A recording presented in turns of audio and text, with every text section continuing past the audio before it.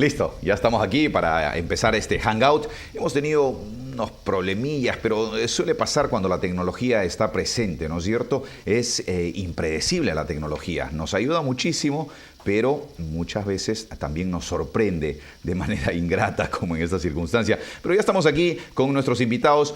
Solo explicarles una vez más que si usted quiere participar en este Hangout de Willax Televisión, tiene que ir a Google Plus o Google Plus, como usted bien tenga a llamarlo, y buscar Willax Televisión y simplemente se conecta y está invitado a participar de esta conversación. Está abierta para usted.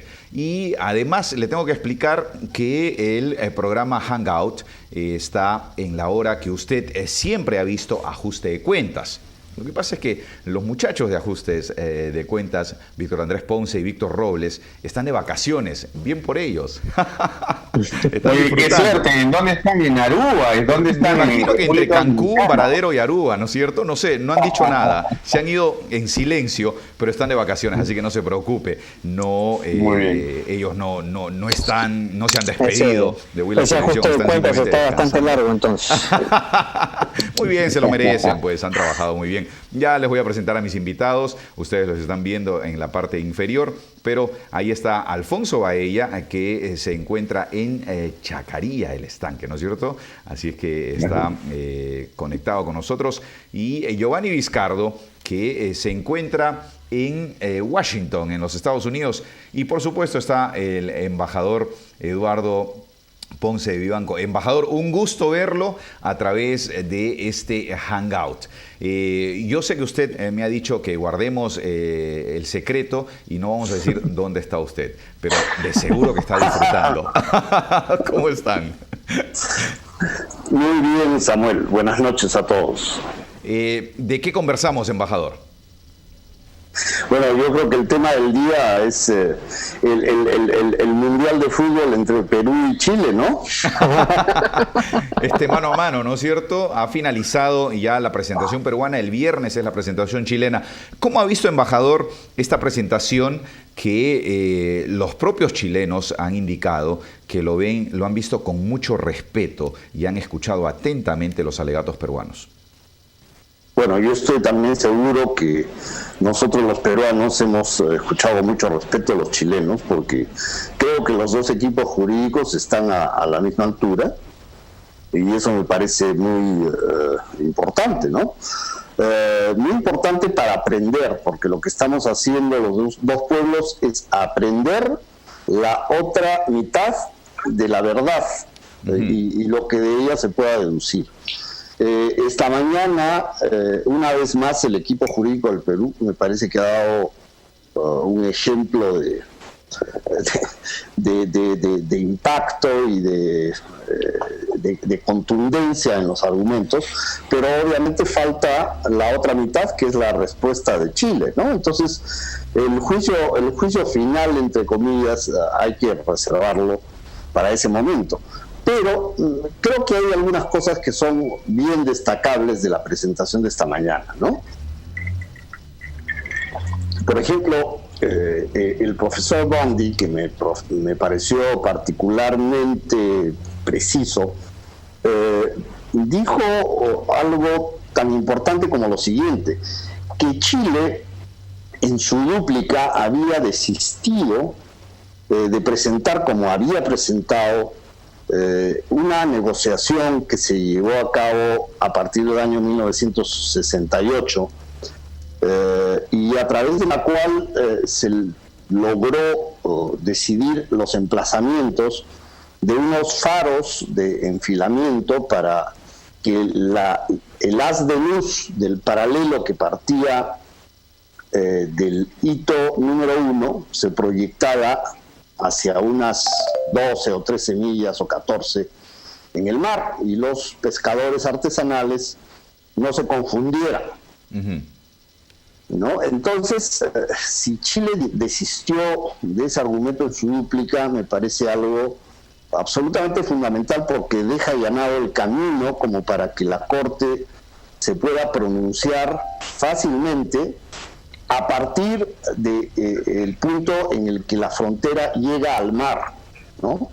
Que es el punto establecido en virtud del Tratado de 1929 y que se concretó mediante las decisiones de una comisión mixta, y es un punto donde el agua moja los pies, digamos, o sea, donde la frontera llega al mar, porque la frontera no llega al mar en el hito número 1, ¿no? Salvado ese punto, que es básico, ¿no? Porque la delimitación marítima debe empezar en alguna parte, ¿no? Y esa parte es la que se llama terminus, que es donde la frontera llega al mar.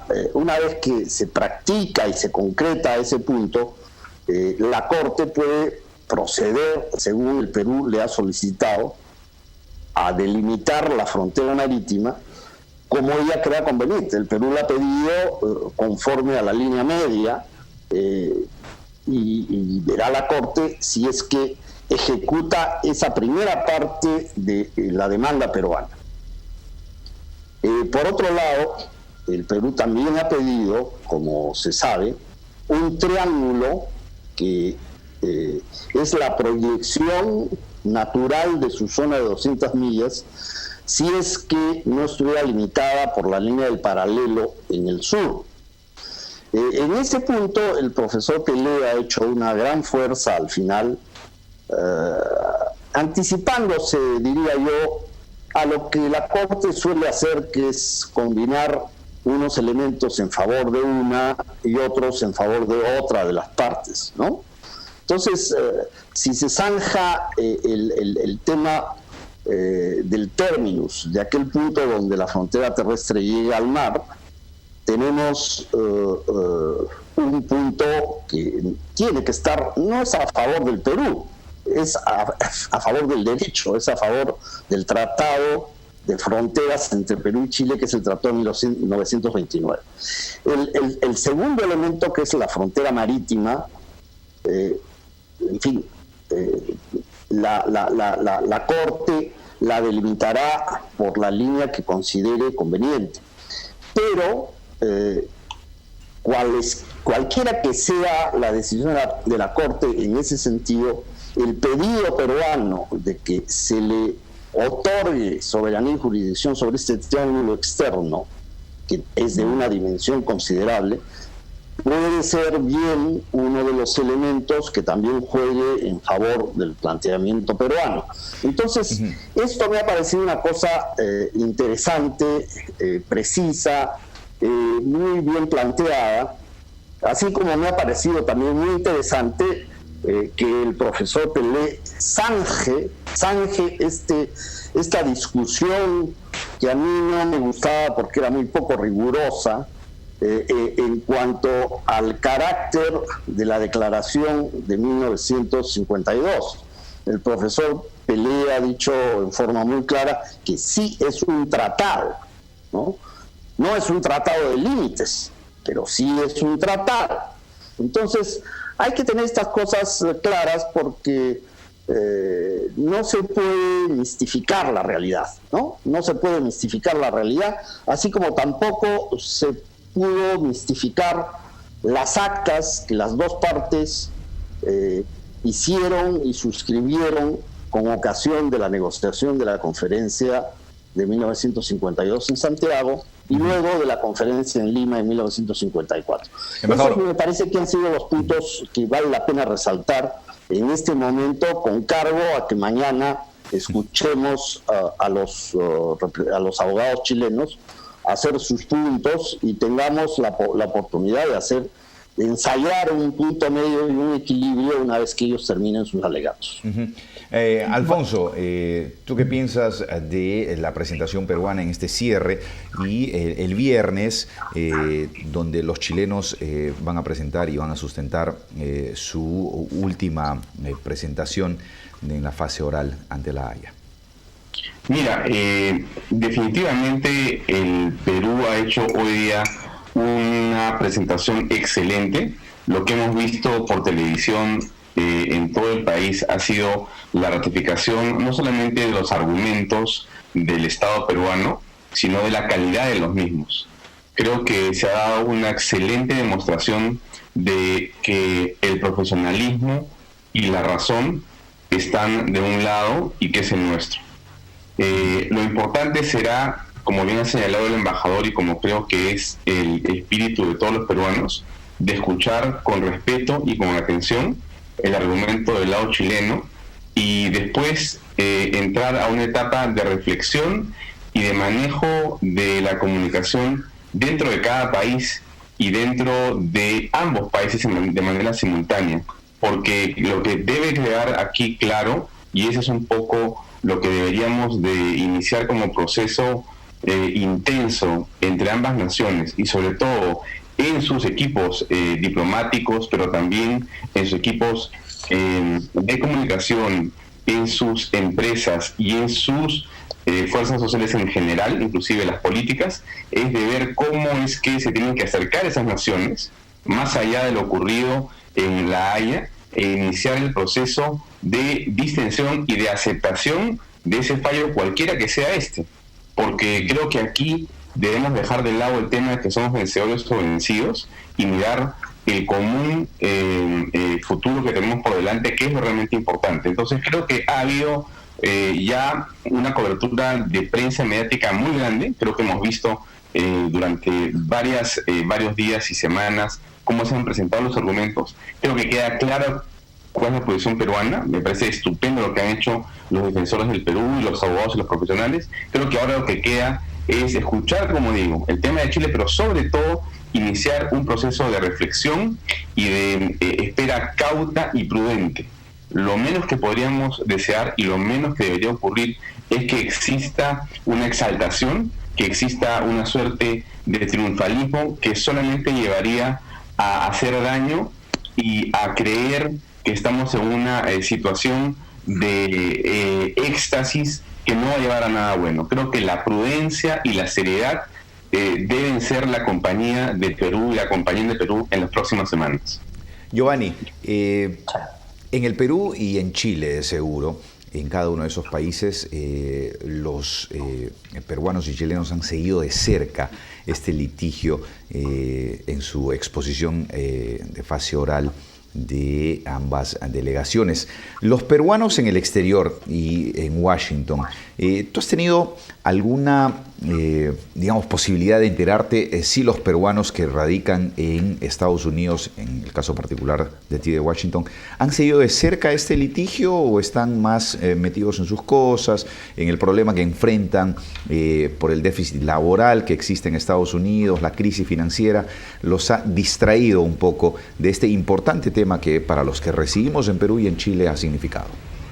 Bueno, en la medida de lo posible, evidentemente, cada peruano siendo inmigrante de un país tan grande como es Estados Unidos ha podido seguirlo de cerca, ¿no? Es decir, cada uno con las vicisitudes de inmigrante, aquí especialmente en los Estados Unidos, como lo acabas de decir, en una situación económica hasta cierto punto precaria, tienen sus problemas y sus cosas diarias, cotidianas, entonces lógicamente lo tratan de seguir en la medida de lo posible.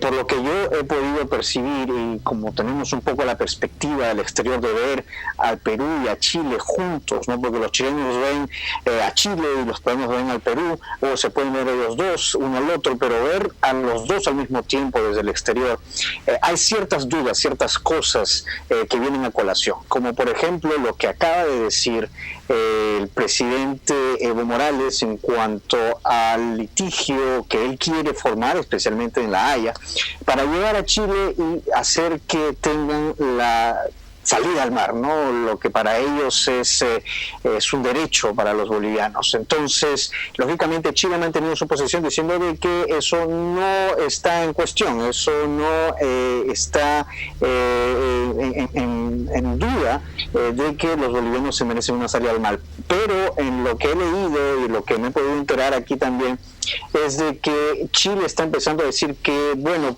pueden estar abiertos al diálogo con Bolivia en cuanto a la salida al mar.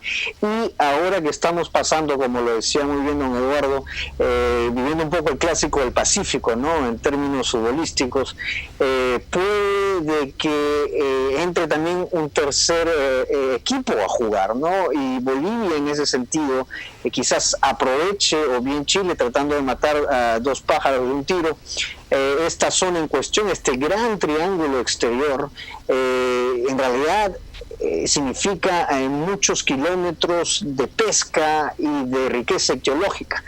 Entonces vamos a ver si el gobierno chileno hace caso al pedido boliviano de salida al mar y se va pues a este triángulo exterior, así queda bien con Bolivia y al mismo tiempo no queda tan mal si en caso el fallo de la Haya le es adverso al gobierno chileno, ¿no? Yo lo veo así y es así como se comenta también aquí, de que no solamente es entre Perú y Chile, sino que ahora podría entrar otro país que es Bolivia, ¿no? En ese sentido. Entonces, matará Chile dos pájaros de un tiro al darle a Bolivia ese acceso al mar y al mismo tiempo no quedar mal si en caso el fallo de la Haya dice de que el Perú se merece ese triángulo exterior o, como decía, en una situación salomónica, tratar de poner una línea equidistante y dar la mitad para Perú del norte y el sur para Chile, ¿no? Pero ¿qué pasaría si Bolivia entra y dice que un momentito, yo también me merezco ahí un poco de ese mar, ¿no? Eso es lo que más o menos se está comentando por aquí.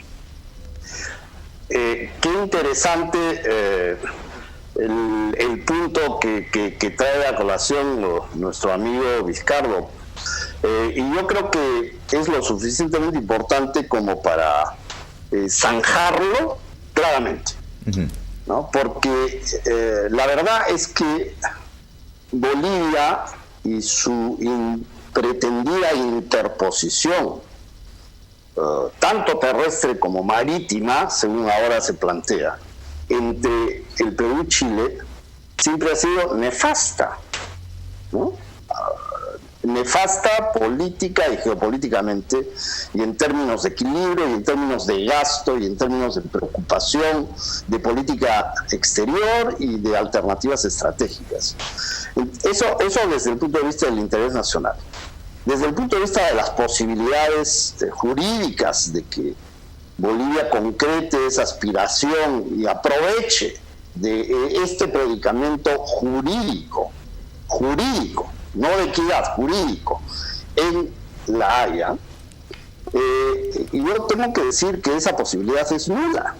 Y es nula porque Bolivia tendría que ampararse, al igual que lo ha hecho el Perú, en el Pacto de Bogotá. Y el Pacto de Bogotá contempla una cláusula absolutamente expresa y absolutamente tajante, que además fue introducida por el Perú, fue introducida concretamente por Víctor Andrés de la Hunde.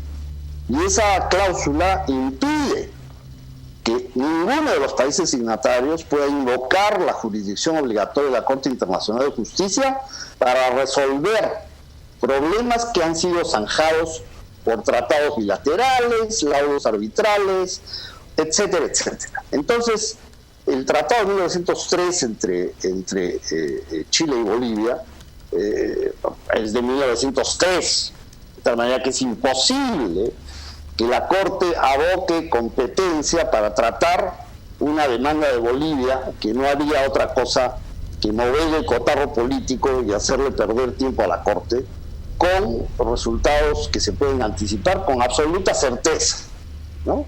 Eso hay que tenerlo de una forma absolutamente clara. En segundo lugar, la Convención de Derecho del Mar contempla unos derechos particulares para los estados sin litoral y los estados en situación política desventajosa, ¿no? Eso naturalmente tiene que ser visto por los países interesados, que en este caso son el Perú y Chile, sea donde quiera que la frontera marítima se establezca, ¿no? Entonces, esa posibilidad de darle a Bolivia esos derechos que la Convención establece, va a pasar necesariamente por un acuerdo que puede ser una oportunidad de colaboración interesante, pero hay que empezar por el principio, y el principio es que el derecho boliviano de plantear una demanda fundada en el Pacto de Bogotá es, a mi juicio, inexistente. No solamente a mi juicio, basta leer el Pacto de Bogotá como para llegar a esa conclusión. Muy bien, interesante el análisis que estamos haciendo sobre lo que ha sido la presentación del equipo peruano en La Haya. Por supuesto, tendremos que esperar, embajador Giovanni, que se pronuncie el Tribunal de La Haya a mediados del 2013. Pero lo que sí también es cierto es que cual fuere el resultado de este tribunal, el fallo que emitan, lo que le queda a los dos países es, por una salud económica, trabajar de la mano, no pensando en que perdí o gané, sino pensando en el futuro de lo que va a significar trabajar mancomunadamente para el desarrollo no solamente bilateral, sino también de la región. Curiosamente, bajo mi punto de vista, los dos países considerados estrellas en el desarrollo económico de Sudamérica están en estos momentos en La Haya, en este litigio, y obviamente me imagino que ambos gobiernos entienden que cual fuera el resultado, lo que les queda es trabajar proactivamente para beneficio de ambas economías. No sé si ustedes están de acuerdo en ese análisis. Sí, Samuel, si me permites, lo ha dicho muy bien Alfonso. No se trata de triunfalismo, es decir, como tú también lo acabas de mencionar, si yo gané o tú perdiste, o perdió todo un país o ganó todo un país, sino de que ahora la globalización nos tiene tan ajustados y tan apretados el uno al otro, que cualquier movimiento que uno pueda hacer, pues va a ser quizás un codazo para el otro, ¿no? Entonces hay que tener mucho cuidado en ese sentido. Nosotros estamos viendo quizás esto desde el punto de vista limeño también, ¿no? Es decir, les hemos preguntado a los tacneños, por ejemplo, cuál es su parecer, qué es lo que ellos sienten. Recordemos que los chilenos van constantemente a Tacna, ellos ponen allí su dinero e invierten de cierta manera en la economía tacneña, ¿no? Ni siquiera peruana, sino en la economía tacneña. ¿Cuál es el impacto directo que tiene un fallo de esa magnitud y que al final va a hacer de que un país se ponga en contra del otro? Yo creo que no estamos pues hace ya 150 años o estamos en la época de la Guerra del Pacífico, estamos ahora en una economía de mercado que hace que dos países que en su momento se enfrentaron ahora se ven como hermanos. A mí me parece excelente de que el presidente de Chile haya estado junto con nuestro presidente Ollanta Humala ratificando el hecho de que a pesar de que el fallo sea favorable o desfavorable al uno al otro, ellos lo van a respetar, algo que no ha sucedido en el conflicto o en el litigio entre Nicaragua y Colombia, por ejemplo. Así es, por supuesto. Ese es un punto absolutamente relevante, porque como bien dice nuestro amigo Ricardo, y lo señalábamos el martes anterior, ¿no? Particularmente yo lo subrayaba, el martes anterior justamente el Comercio de Lima publicaba una foto, y si es que no el martes, el lunes, una foto de delegaciones juveniles de Tacna y Arica, que habían ido juntos a la estatua del Cristo de la Concordia, como para tener una manifestación conjunta, exactamente en el sentido que dice nuestro amigo Vizcardo, ¿no? Y eso no es otra cosa que la manifestación de la integración tan profunda y creciente a la que han llegado los pueblos de Tacna y de Arica, ¿no? Dentro de la tendencia de complementación económica que el Perú y Chile están concretando desde hace un buen tiempo y que tiene resultados, yo diría que espectaculares, porque sin mayores tratados o decisiones a nivel político, los agentes económicos particulares han logrado que las dos economías, en virtud de las ventajas comparativas de la vecindad, tengan un grado de integración absolutamente notable, sin el cual no estaríamos viendo en este momento que los dos pueblos están expectando de una manera tan madura y serena este proceso que de otra manera podría levantar, ¿no? Todos los rezagos nacionalistas y resentidos del pasado. Pero eso nos lleva justamente a pensar en que el ingrediente pesquero, ¿no?, en la zona en que vamos a avecinarnos con una frontera definida por la Corte. Y en el tema energético, podríamos realmente multiplicar los beneficios económicos de esa vecindad, teniendo en cuenta, por ejemplo, un factor que a mí me parece absolutamente fundamental en política exterior, en política internacional, en geopolítica, ¿no? Y es esta invasión en el mercado energético del petróleo, de los esquistos que está explotando Estados Unidos y que lo va a convertir en un plazo corto en un productor energético absolutamente de primer nivel, ¿no? Entonces, aquellos países que no exploten sus recursos naturales energéticos de una vez se van a quedar ciertamente rezagados. Pero Pablo Kuczynski, en un artículo excelente del último domingo, señalaba este punto con relación a las indecisiones enfermizas por las que está pasando el Perú, ¿no? Desgraciadamente, por culpa de estas manías, ¿no?, de estas manías atávicas de las industrias estratégicas, ¿no?, que nos han llevado pues a que tanto Petroperú como Electroperú se quiera, desde el punto de vista del gobierno, como un rezago del programa de la gran transformación, ¿no?, quieran ser industrias intervenidas por las empresas públicas. Entonces, desgraciadamente este factor nos está llevando a un retraso tremendo, decía Pedro Pablo, y no solamente él, ¿no?, sino es una demostración objetiva que no vamos a estar a la altura de nuestro desarrollo económico proveyéndole de la capacidad de producir energía que se necesita para sostener ese desarrollo, ¿no? Entonces, esto tiene mucho que ver con lo que estamos conversando, porque el país que mejores precios puede pagar por nuestro gas de exportación es lejanamente Chile, ¿no?, por la necesidad que tiene. Entonces, son estos rezagos de nacionalismo mal entendido en nuestro propio perjuicio, ¿no?, los que nos dictan esta posición de más vale que nos paguen menos que venderle a Chile el gas de Camisea o el gas del sur en general.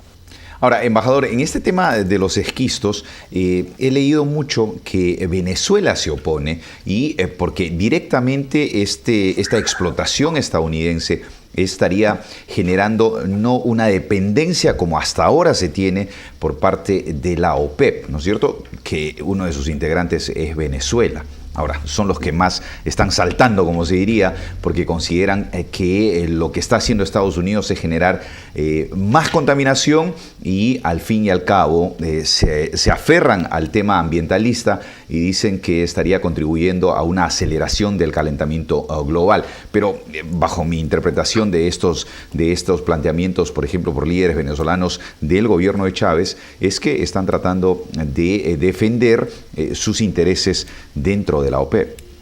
Pero pueden saltar todo lo que quieran, ¿no? Lo cierto es que en primer lugar Estados Unidos los está produciendo porque quiere independizarse del Medio Oriente energéticamente. Exacto. En segundo lugar, Venezuela tiene tanto potencial en esquistos como lo tiene Estados Unidos en la cuenca del Orinoco. Lo que pasa es que no lo necesita porque tiene también un potencial petrolífero enorme. ¿Qué piensas de todo esto, Alfonso? Bueno, mira, yo creo que en este momento lo que ocurre con Chile y con Perú es el resultado de políticas responsables, mira, ordenadas. La fuerza de sus mercados ha regulado su economía de muchas maneras. En el caso de Perú, con una institucionalidad frágil aún, ha logrado más bien en los últimos 20 años o más tener un orden fiscal, tener una política en general donde la economía se privilegia por la inversión privada, por el respeto a los emprendedores, por un control donde el Estado se ha ido reduciendo, y entonces la libertad es la que ha ido más bien siendo, digamos, la condición fundamental del desarrollo en la economía peruana.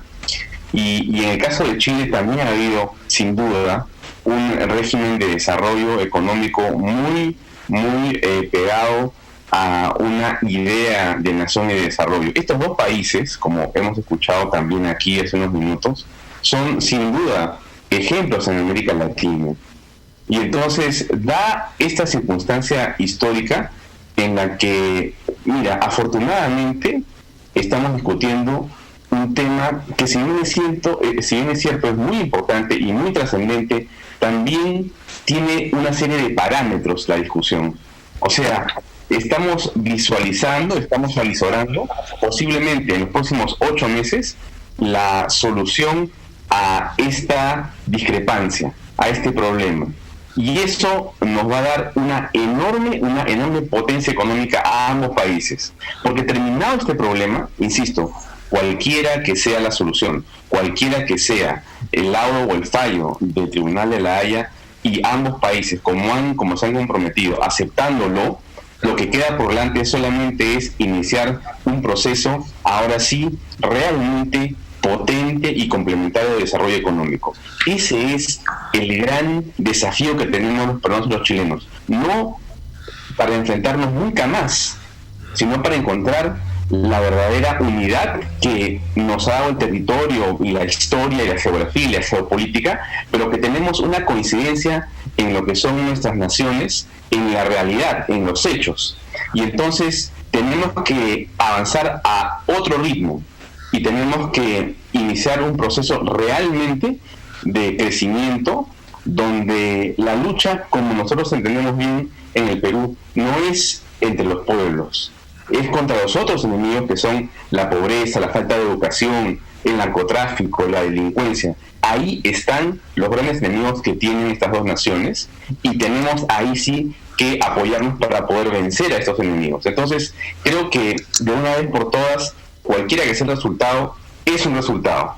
Y eso es una enorme ganancia para ambas naciones. No se hablará nunca más de un diferendo limítrofe de ninguna especie, y el Perú podrá avanzar junto con Chile en una posición económica y dando ejemplos y liderazgos desde aquí hacia adelante. Creo que hay que mirar esta situación y esta discusión de una manera sumamente esperanzadora, sumamente positiva y realmente con un gran ánimo. Creo que lo que viene es lo mejor. Creo que hemos terminado ya esta discusión, escucharemos lo que tiene que decir el día viernes Chile o la próxima semana, y habremos zanjado el tema para siempre.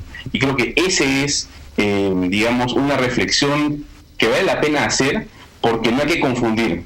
Esto no es de ninguna manera un acontecimiento para sacar un chauvinismo o un nacionalismo escondido que no tiene sentido.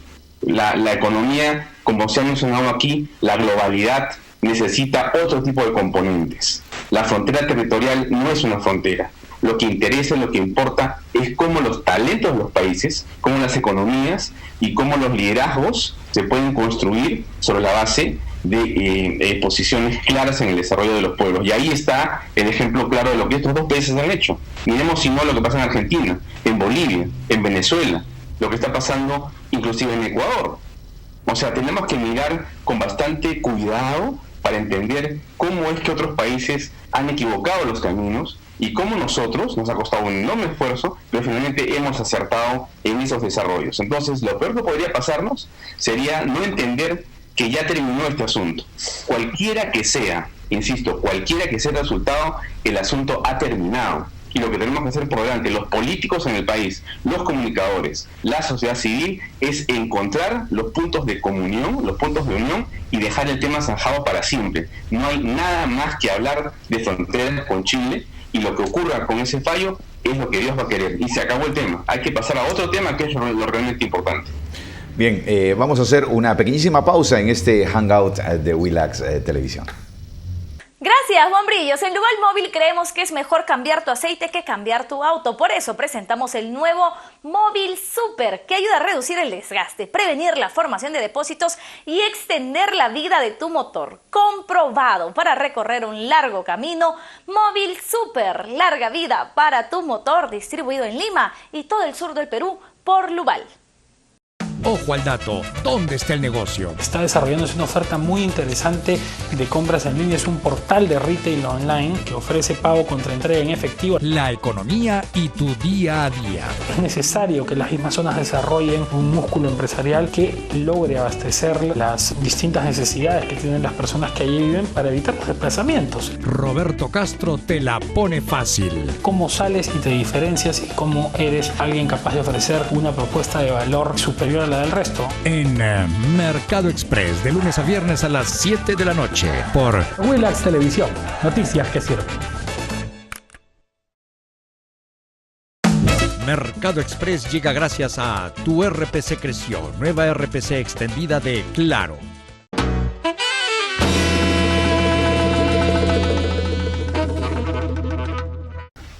Ya estamos una vez más en este Hangout de Cuatrinca. Quería plantearles a ustedes este tema interesantísimo. En un determinado momento, tras conocerse a través de la información oficial del gobierno venezolano, que primero Hugo Chávez ya estaba en la preparación para su operación y que luego ya había sido operado. Después de ese anuncio se tejieron muchas versiones. En un determinado momento alguien soltó en las redes sociales que la operación que se le practicó a Chávez en La Habana fue un fracaso y que falleció. Minutos después salió el vicepresidente Nicolás Maduro a indicar que hay que estar pendientes del desarrollo de esta operación, pero que fue un éxito. A mí me llamó particularmente la atención que él llamó a las Fuerzas Armadas a conservar la calma y la tranquilidad y que no estén haciendo oído de algunas versiones donde su máximo líder podría haber fallecido. Fue curioso esta presentación del vicepresidente Nicolás Maduro. ¿Cómo ustedes vieron este desarrollo de cómo manejó a través de los medios de comunicación el gobierno venezolano sobre cómo está desarrollándose Hugo Chávez post-operación? Pero Samuel, más allá de los detalles tan interesantes que usted ha mencionado, yo creo que es muy importante enfocar lo fundamental, ¿no? Lo fundamental es que este asunto tiene que ver con el tema sobre el que estábamos conversando anteriormente, el tema de la geopolítica energética en la región, en el cual Venezuela ha jugado un papel ideológico, político y geopolítico preponderante, ¿no? Al poner su petróleo como un arma para convencer a los más necesitados o a quienes están en una línea política proclive a lo que Chávez tipifica como el socialismo del siglo XXI en el que ya estamos hace 12 años. Entonces, esto me parece pues fundamental, ¿no? Porque la verdad es que si, en primer lugar, subsiste el socialismo del siglo XXI sin Chávez, subsiste el chavismo sin Chávez, ¿cómo será Venezuela sin Chávez? El señor Maduro, ¿será un candidato de Chávez o será el candidato de Cuba para manejar los designios del ALBA? Yo creo que la visita de Correa, el ecuatoriano, acompañado de su canciller, que es un cuadro comunista del Ecuador, el señor Patiño, y acompañado también de un señor que se llama Fausto Alvarado, que es el mago del sistema comunicacional el equivalente al socialismo del siglo XXI, versión ecuatoriana, que se llama la Revolución Ciudadana, ¿no? Eso se llama el experimento con la imagen y la cara de Correa en el Ecuador.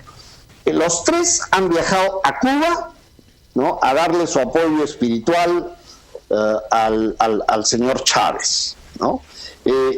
Por lo que conocemos de Correa, y por lo que lo hemos visto periódicamente en los programas del señor Álvarez Rodríguez, que es quien lo entrevista cada vez que viene al Perú durante una hora, son entrevistas muy ilustrativas. el líder del ALBA más aparente, ¿no?, con mayor vocación para sustituir a Chávez, es sin duda Correa.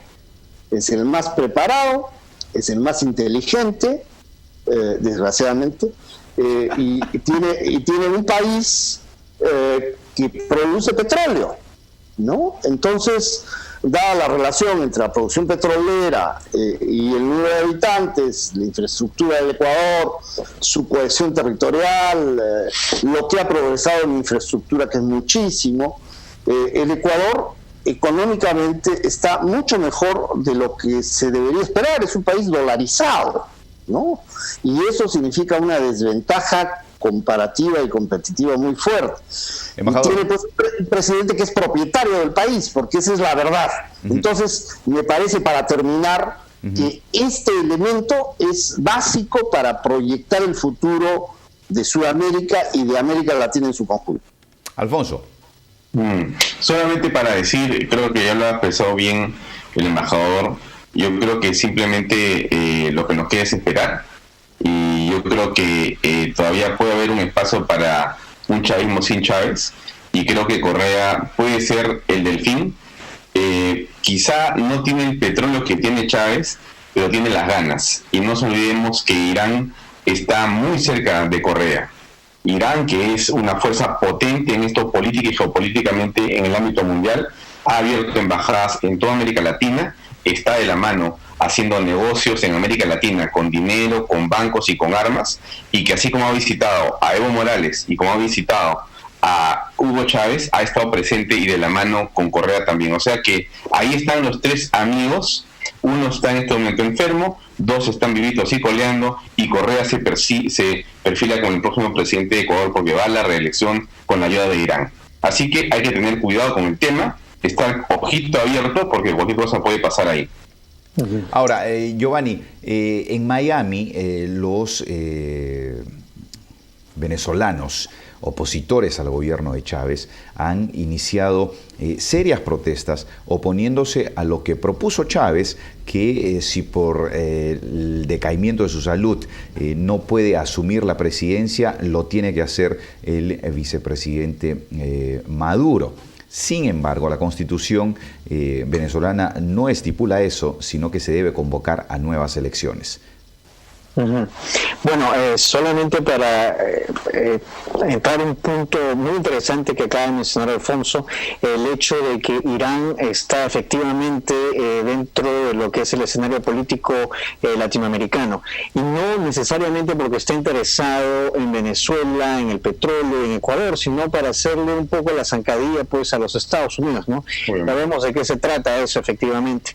Entonces, si está metido Irán, recordemos de que hay un interés mucho más grande, ¿no? Es un poco para entrar lo que se dice aquí en Estados Unidos, el patio trasero de los Estados Unidos, que es Latinoamérica, y para instalarse ahí de cierta manera. Con respecto a los venezolanos viviendo aquí en los Estados Unidos, yo tengo muchos colegas. Tengo colegas en Miami, también aquí en el área de Washington DC y en Canadá también.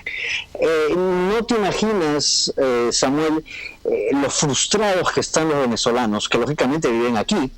Cuando van allá a Venezuela, me cuentan las desgracias que viven, que los quieren incluso secuestrar, que no es como antes, que muchas personas llegan a sus apartamentos, que los estaban alquilando, pero no, como ya han vivido fuera del país por mucho tiempo, pues el Estado los toma posesión de estos apartamentos que estas personas han pagado con el ahorro de toda su vida, y pues lo convierte a ser parte del gobierno venezolano. Entonces, hay una dinámica aquí que hace pensar, y lo dicen ciertos informes de inteligencia aquí en los Estados Unidos, que no se trata de que Maduro llegue a ser el nuevo presidente de Venezuela, sino que hipotéticamente, al tratar de tener el poder de Venezuela, pueda de alguna manera este señor Maduro sea más duro en el poder o que también él pueda claudicar al poder venezolano para poder dejar entrar a la sociedad, a la comunidad internacional, que Estados Unidos está viendo muy de cerca este cambio. Entonces, Giovanni, mucho cuidado con eso, sí.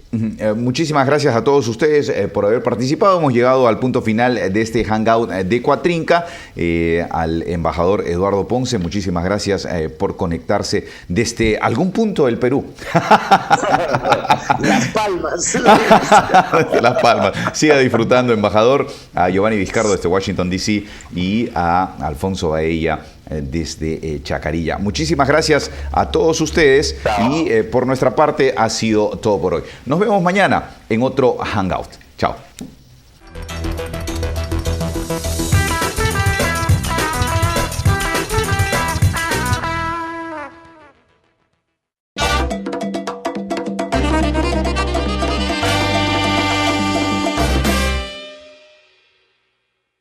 ¿Qué tal? ¿Cómo está?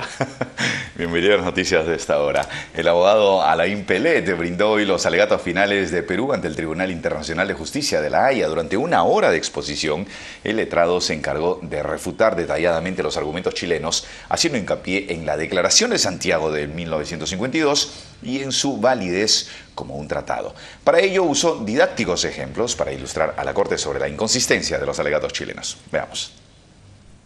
Si en pocas palabras tuviese que describir, como se hace en Twitter, en qué consiste la tesis de la parte chilena, propondría lo siguiente. Por descuido, Perú abandonó en 1952 derechos de que no disponía todavía en zonas marinas de más o menos 66.600 kilómetros cuadrados. Aun cuando ningún acuerdo de delimitación ulterior hubiese sido concluido entre los dos países, hoy no puede reivindicar los derechos en cuestión. Fin de este tuit. Ya sé que Chile se inventó algunas islas en su dúplica.